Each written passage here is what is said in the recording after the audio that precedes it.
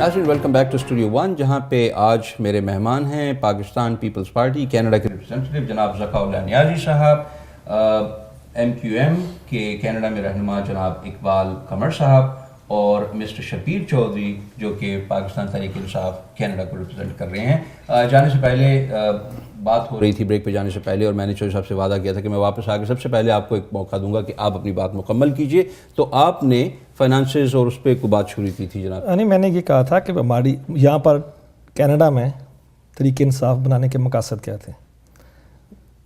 نیازی صاحب نے کہا کہ یہ ہمارے منشور میں شامل نہیں، جیسا کہ ہمارے منشور میں یہ شامل ہے کہ یہاں سے پیسے وہاں پر بھیجنے ہیں، یہ بالکل منشور کا ایسا نہیں۔ ہاں، منشور میں آپ کو بتا چکا ہوں کہ justice, humanity and self esteem ہے۔ بالکل۔ اور قمر صاحب نے بھی کہا کہ ہماری پارٹی کو بھی پیسوں کی ضرورت نہیں ہے، ہم بھی یہاں سے نہیں بھیجتے، نہیں وہ نہیں مانگتے۔ نہیں، ضرورت سب کو ہوتی ہے، یہ نہیں کہ ضرورت نہیں ہے، ضرورت سب کو ہے۔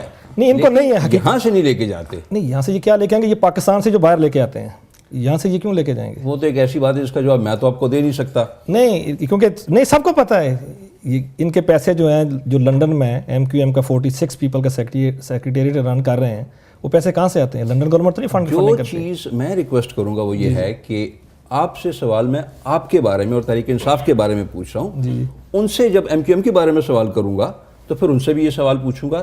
آپ مجھے یہ بتائیے، جیسے آپ نے پہلے کہا تحریک انصاف کے 3 یہاں پہ مقاصد جو ہیں وہ ہیں آپ کا، پہلی چیز جسٹس، دوسری چیز آپ کی ہیومینٹی اینڈ سیلف اسٹیم۔ اب آپ مجھے بتائیے، ہم نے بات کی تھی اویئرنیس کی اور کینیڈین پالیٹکس میں پاکستانی ڈائسپورا کی انوالومنٹ کی، کیا وجہ ہے آپ کے خیال میں کہ ہمیں کوئی پاکستانی یہاں کی پالیٹکس میں نظر نہیں آتا؟ جب یہاں پہ رہنا ہے، یہاں پہ عمر گزارنی ہے، بچے یہاں پہ بڑے کرنے ہیں، پیدا یہاں پہ کری، سب کچھ یہاں پہ کیا، تو پھر کوئی پاکستانی یہاں کی پالیٹکس میں کیوں نظر نہیں آ رہا سوائے 1-2 لوگوں کے؟ نہیں، میرا خیال ہے 1-2 لوگ نہیں ہیں، میں کم از کم میرا خیال ہے 1 درجن کو تو میں خود جانتا ہوں personally.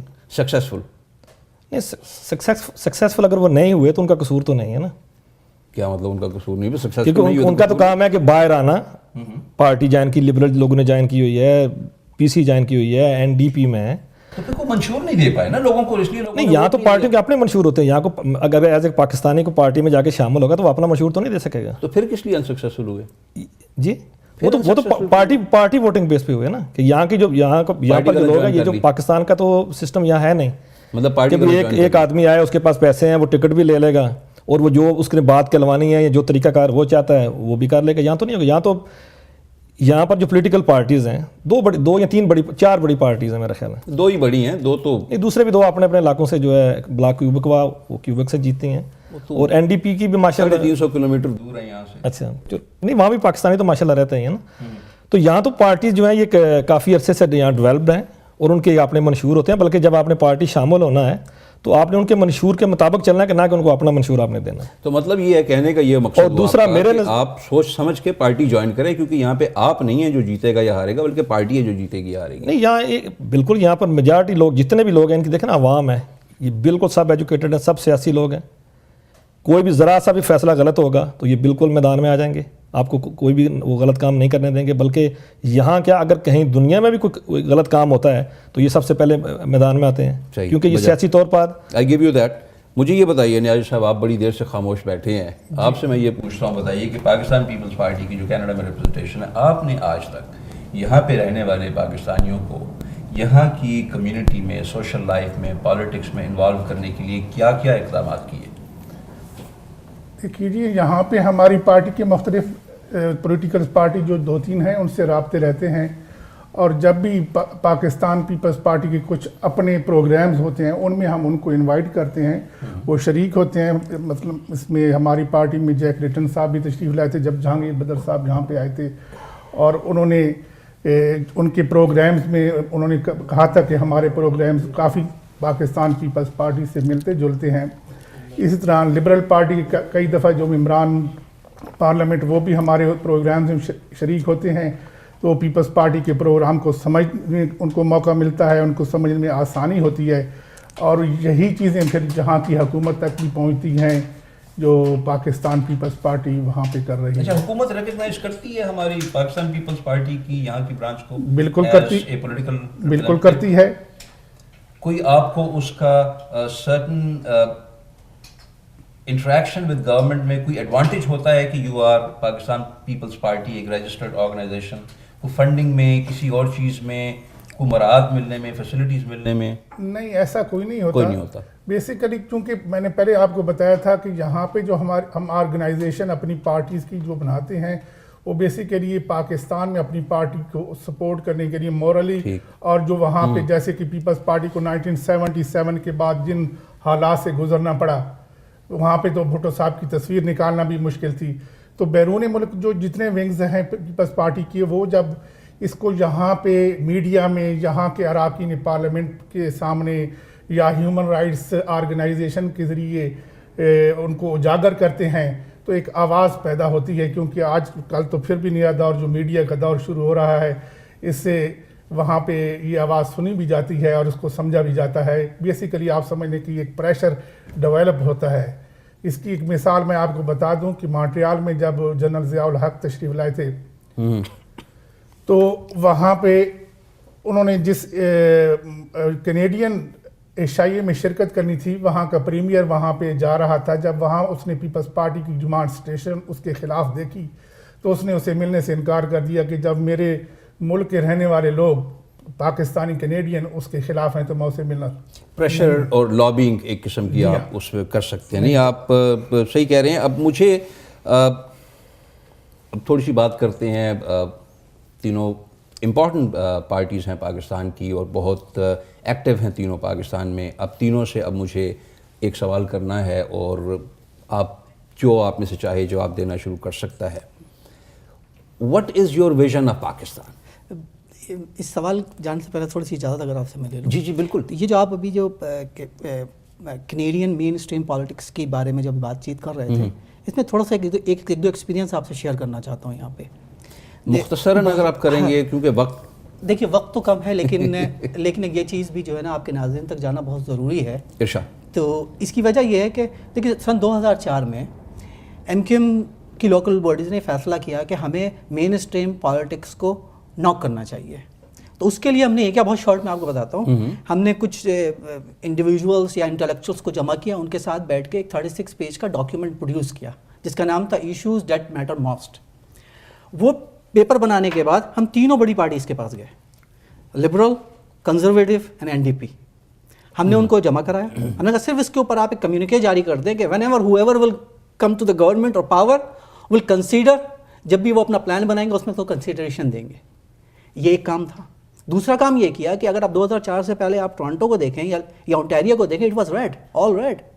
It has now becoming orange and blue. NDP اور اس پہ PC کا کلر آ رہا ہے and we have lobbied for that. ہم اپنی کمیونٹی میں گئے اور ان سے کہا کہ don't put all your eggs in one basket. They are taking you as a granted. Go and fight for your self. مطلب یہاں پہ بھی آپ ایک ہنگ گورنمنٹ بنانا چاہ رہے ہیں؟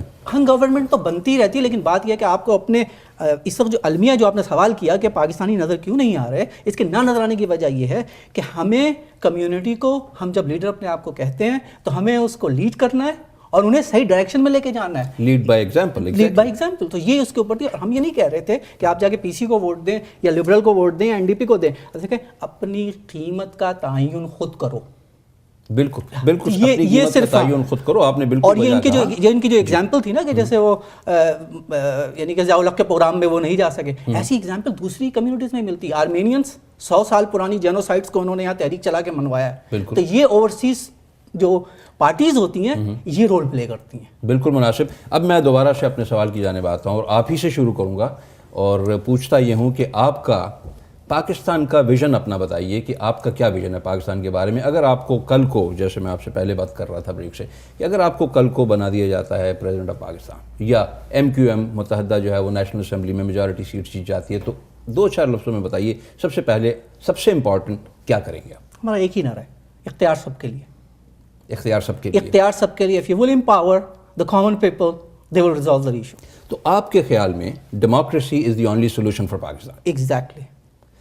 تو کیا وجہ ہے کہ اگر democracy is the only solution for Pakistan تو ہمارا جو کانسٹیٹیوشن ہے جو 2010 کی لیٹسٹ امینڈمنٹس کے ساتھ جو اڈاپٹ ہم لوگوں نے کیا ہے کانسٹیٹیوشن اس کانسٹیٹیوشن میں ایسے آرٹیکلز موجود ہیں جو کہ ڈیموکریسی کو پنپنے نہیں دے سکتے. آپ نے اپنے انٹرو میں بتایا 1949 سے you have started very well. آپ نے قائد اعظم کی وہ تقریر جو ہے جس میں ہندو ہندو نہ رہے, مسلمان مسلمان نہ رہے, یہی تو اس کی روح تھا. بالکل اس کی روح تھا. لیکن دیکھیں نا آپ سپورٹ کس کو کرتے ہیں؟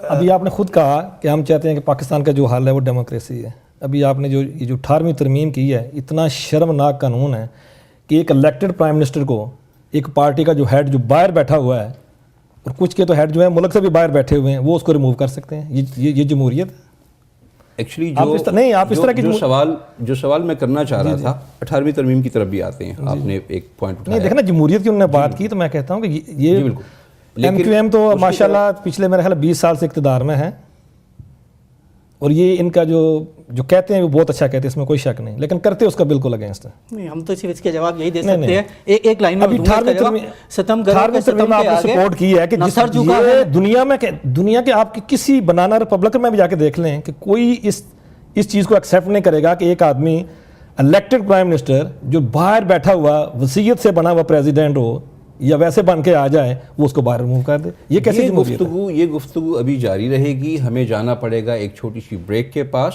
اگلے 1-1.5 منٹ کے اندر. تو میں آپ سے عرض کروں گا اقبال صاحب کی جو انہوں نے سوال کیا 18ویں ترمیم کا, اس پہ تھوڑی سی روشنی ڈالیے. دیکھیے, سب سے میں ان کی بات سے یہاں پہ سیکنڈ کرتا ہوں. ہمیں ضرورت ہی کیوں پیش آئی کہ ایک آئین بنانے کے بعد اس میں 1 سے لے کے 18 تک پہنچے؟ میں تو اسی طرف جا رہا تھا جہاں انہوں نے یعنی کہ اپنا جمہوری حق استعمال کیا. مجھے بھی جمہوری حق استعمال کرنے دیا جائے.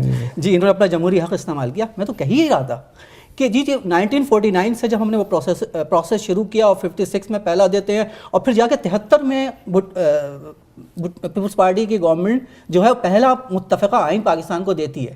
47 سے 73 تک تو ہم آئین بنانے رہے. اس کے بعد اس میں انفارچونیٹلی بنانے والے نے ہی پہلی امینڈمنٹ کر دی. تو یہ سلسلہ چلا تو 18 تک پہنچ گیا, اور اب تو 19-20 کی بھی بات ہو رہی ہے. نہیں, وہ تو امینڈمنٹ تو جیسے آپ نے فرمایا وہ تو ضروری ہے, وہ تو جمہوری حق ہے, وہ تو کرنی چاہیے. 1956 میں ہی ہونی شروع ہو گئی تھی. جب 56 میں بنا نہیں, آپ کر سکتے ہیں نا آئین میں امینڈمنٹ. جو آئین کی ہم بات کر رہے ہیں, پاکستان کے جو آئین کی بات کر رہے ہیں 1973 کی بات کر رہے ہیں. سارے آئین جو ہیں وہ اس وقت متروک ہو چکے ہیں نا, آبسلیٹ ہو چکے ہیں. obviously جب لیٹسٹ آپ کی امینڈمنٹ آ گئی تو سب ختم ہو گیا. تو ہم 1973 کے جب اس کی بات کر رہے ہیں, دیکھیے امریکہ کا دیکھ لے کتنی امینڈمنٹ ہے. بالکل امینڈمنٹ کو بری چیز نہیں ہے. دیکھیے آپ کو کنٹرول میں رکھنی ہوتی ہیں اور اکاموڈیٹ کرنا پڑتا ہے چیزوں کو وقت کے ساتھ ساتھ. چیزوں کی نظریہ ضرورت ایک ایسی چیز ہے جس کی افادیت سمجھ میں آتی ہے. اسلام تک میں ہر ایک چیز میں ہے. نظریہ ضرورت نے پاکستان کو بہت نقصان پہنچایا ہے. اس پہ میں آپ سے دوبارہ بات کروں گا. لیکن آپ نے ہمیشہ انہی کا ساتھ دیا کہ جنہوں نے نظریہ ضرورت کو لے کے آئے, آپ نے ہمیشہ انہی کا ساتھ دیا ہوا ہے. نظریہ ضرورت نے پاکستان کو نقصان پہنچایا یا نہیں پہنچایا, میری جو یہاں پہ ریکویسٹ ہے, اور وہ ریکویسٹ بڑی سمپل سی, اور میں یہ کہتا ہوں کہ آپ نے جمہوریت کی بات شروع کی تھی. 18ویں ترمیم تو آئین میں ہی ہوئی نا. میں تو آئین کے پیچھے جا رہا ہوں سب سے پہلے, اور میں اب یہ کوشچن جو ہے میں پاکستان پیپلز پارٹی سے کروں گا, کیونکہ پاکستان پیپلز پارٹی نے 1973 میں ہمیں یہ والا آئین دیا تھا. لیکن یہ کوشچن کرنے سے پہلے میں دیکھ رہا ہوں کہ ریاض صاحب مسکرا رہے ہیں, تو ایک چھوٹی سی بریک لے لیتے ہیں. اس بریک کے بعد واپس آتے ہیں, پانی پی لیتے ہیں تھوڑا سا, اور اس کے بعد آ کے ہم اپنی گفتگو جہاں پہ سلسلہ توڑ رہے ہیں وہیں سے دوبارہ شروع کریں گے نیازی صاحب سے.